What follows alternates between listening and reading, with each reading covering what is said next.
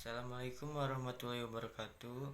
Perkenalkan, nama saya Faiz Salim dengan NPM 2413046059. Di sini saya akan menyampaikan materi tentang bahasa dalam interaksi sosial dan tindak tutur dalam konteks sosial.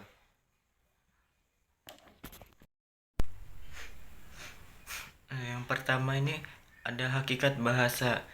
Bahasa adalah alat komunikasi utama manusia untuk mengekspresikan pikiran, perasaan, dan keinginan.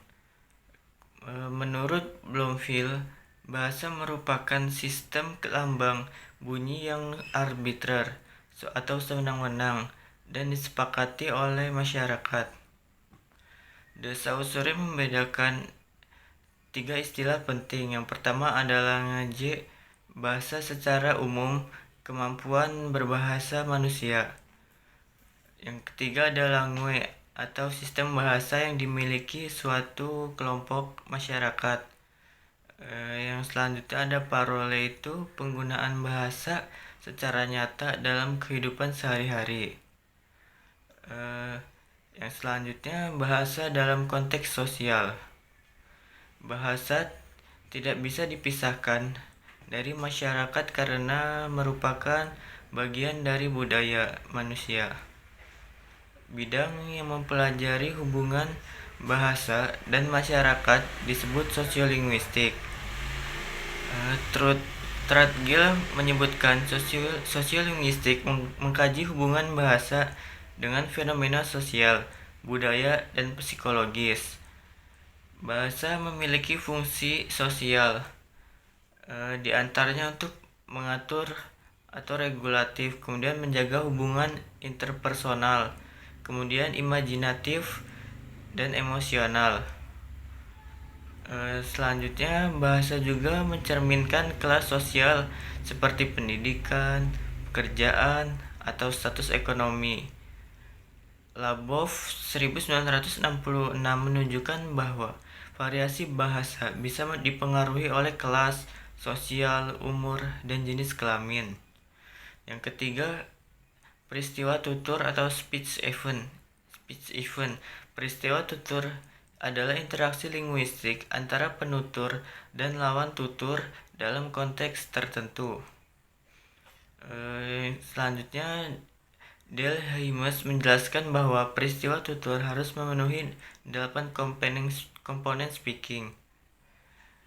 Yang selanjutnya, tindak tutur atau speech acts.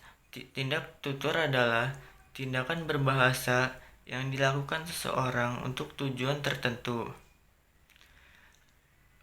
Austin membagi tindak tutur berdasarkan tujuan.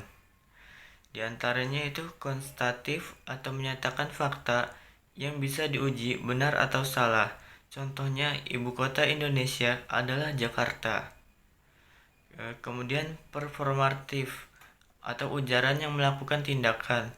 Contohnya, saya berjanji akan datang besok.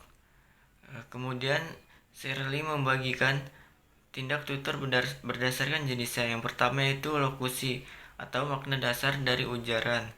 Yang kedua ada ilokusi. Ilokusi ini maksud atau daya dari ujaran, perintah, permintaan, dan sebagainya. Selanjutnya ada perlokusi atau efek ujaran terhadap pendengar. Dan selanjutnya jenis tindak tutur ilokusi dibagi lagi menjadi antaranya itu asertif atau menyatakan kebenaran. Yang kedua direktif, memerintah atau meminta. Yang ketiga itu ekspresif, mengungkapkan perasaan. Yang ketiga komisif, menyatakan janji atau komitmen. Dan selanjutnya itu isbati atau deklaratif, menciptakan keadaan baru. Selanjutnya tindak tutur dan pragmatik. Tindak tutur adalah bagian dari pragmatik, cabang linguistik yang mempelajari makna dalam konteks penggunaan bahasa. Tiga unsur utama dalam pragmatik, di antaranya itu ada deixis atau kata yang menunjuk konteks seperti ini atau itu. Yang kedua, presuposisi atau makna implisit yang diasumsikan benar. Selanjutnya ada implikator. Implikator ini makna tersirat dalam percakapan. Selanjutnya, menurut Thomas, pragmatik dapat dilihat dari dua sudut. Yang pertama itu dari sudut sosial atau makna pembicara. Yang kedua ada kognitif atau penafsiran ujaran.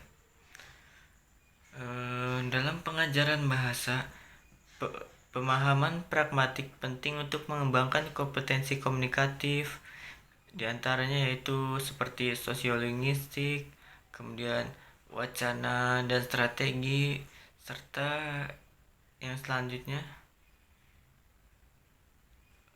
mungkin cukup di situ dari pemaparan materi dari saya.